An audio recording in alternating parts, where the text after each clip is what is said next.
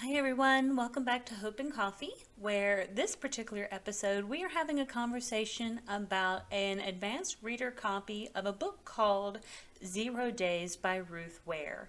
And this was a book that we received on the podcast or for the podcast Books Are Magical that I wanted to do just a short little episode about before actually, I'll probably release it on the day that the podcast also releases, as well as the book releases to bookstores. And honestly, I kind of forget what day that is, but I know it's coming up in June. And I can probably double check it on my Google Drive, but I guess I'm really not all that worried about it because I do know it's in June sometimes, and we're recording on Thursday. So, but I wanted to kind of go ahead and give a little bit of spiel. Like, the podcast episode is going to be about 25 to 30 minutes long, so it's going to have the ratings and the reviews.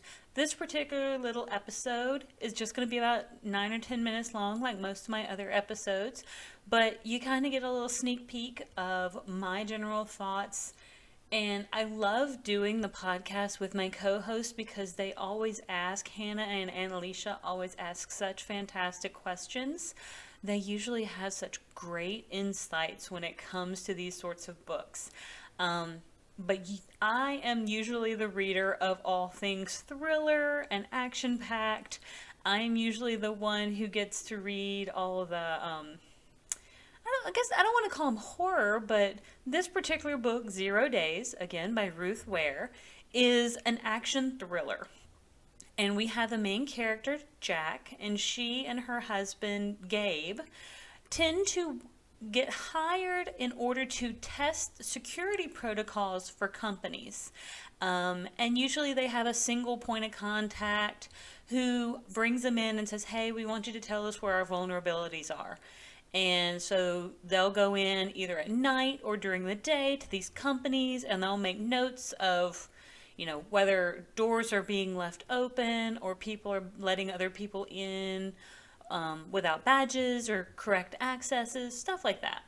Well, after one particular event, after one particular job, Jack, it's not a successful job per se, but Jack makes it back home and Gabe has been murdered. And this is actually the beginning of the book, so I'm not giving you anything that's like a spoiler. This is the beginning of the book. This is where the book starts, is the job has it's failed, but it's succeeded a little bit. She's gone home and it's like 4 in the morning and she comes home and her husband has been killed.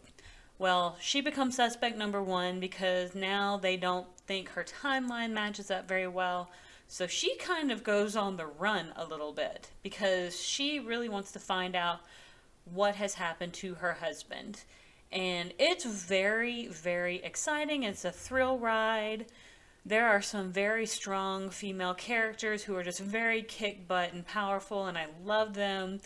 And this was a fun book. Now, this is not the type of book that you would be like Jack Ryan or anything like that. Like, this is not one of those books that I would say you're going to get you're not going to get multiple Jack books. Like, 0 Days is probably not going to have multiple, I guess, sequels or anything like that. I can't imagine that Jack is going to get married and then that husband is also going to die and we're going to have to figure those things out as well.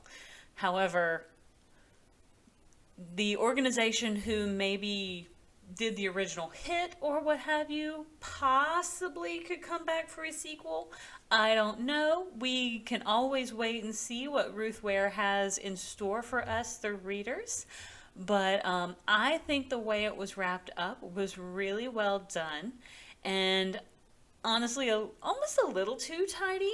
But man, poor Jack went through so much through that book. Like, oh my gosh. I tell you what. But I love action and thriller. And this poor girl, I felt so bad for her. And I will say there was a trope, and if you don't know what a trope is when there is a technique or a writing situation, like, okay, like when there's an orphan and they live with their aunt and the aunt is always mean. That is a trope. Um, the particular trope used in this book, and I don't want to give it away, is it was annoying to me because I saw it coming, and I hate when I can see them coming. I wanted to be wrong. And that's probably my one critique of this book is like I just wanted to be wrong. I wanted the original, like I wanted the twist to be the original thought. And I think if you read the book, you'll understand what I mean. But again, I don't want to give you spoilers and I don't want to like ruin it for you or whoever may read this book because it is a pretty fun book.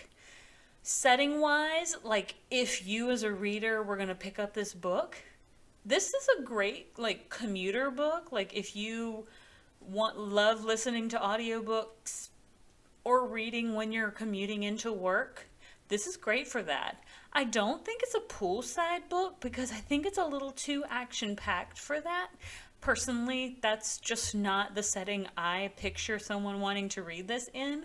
Definitely, like, movement needs to be involved because the characters are constantly on the move, and that's just kind of the situation I feel like. So that's why I think like if you're on a road trip, this would be a great road trip book because you're kind of like you're moving, she's moving, like you kind of get that sense of like like as she's trying to get from place to place, as she's trying to escape and go from one spot to the next, you're traveling with her too, and so you have that bonding.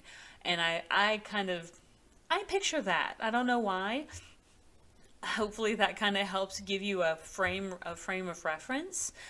But I love kind of giving an idea of the setting picture when reading a book. So that's just my general thought. I overall give it probably about 4 stars. Like, I think it was a pretty good book. Was it the greatest thriller I've ever read? No. But I think it was a good thriller, and I would definitely recommend it to people who are looking for something to read for the summer or just like as a casual read. It's a great one to pick up for that. So if you're looking for something, it's not heavy. I thought I read it really quickly. I did read it poolside, which is why I felt like it wasn't really a poolside read, but definitely can be done. And I think I read it in about 3 days. So it's only about 300 pages, and I know it releases here in June, so you're very easily going to be able to find it before the end of the month. And I hope you'll give it a chance. So please stay tuned for any more book reviews and ratings that we have coming up for Books Are Magical. And until next time, I'll see you all on the next page. Bye.